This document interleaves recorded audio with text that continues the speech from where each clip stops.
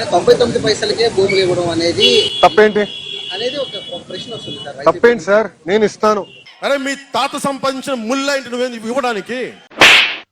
నేను 99 పైసల్లోనే గజానికి కాదు ఎకరంగా మొత్తం భూమి ఇస్తా. మీ తాత సంపాదించిన ముళ్ళ ఇది.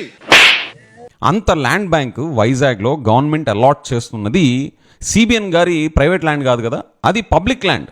సో అలాంటి పబ్లిక్ ల్యాండ్ని, పబ్లిక్ అసెట్ని ఒక ప్రైవేట్ కంపెనీకి మీరు అలొకేట్ చేస్తున్నప్పుడు మీరు పబ్లిక్కి సఫిషియంట్ ఎక్స్ప్లెనేషన్ ఇస్తున్నారా? తప్పేంటి సార్? నేను ఇస్తాను.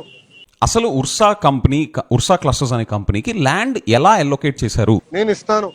2 నెలల ఓల్డ్ కంపెనీ, 2 months ఓల్డ్ కంపెనీకి మీరు ఇలాగ ల్యాండ్ ఎట్లా అలొకేట్ చేసేస్తారు? నేను 99 పైసల్లోనే గజానికి కాదు ఎకరంగా మొత్తం భూమి ఇస్తా. మీ తాత సంపాదించిన ముళ్ళ ఇది.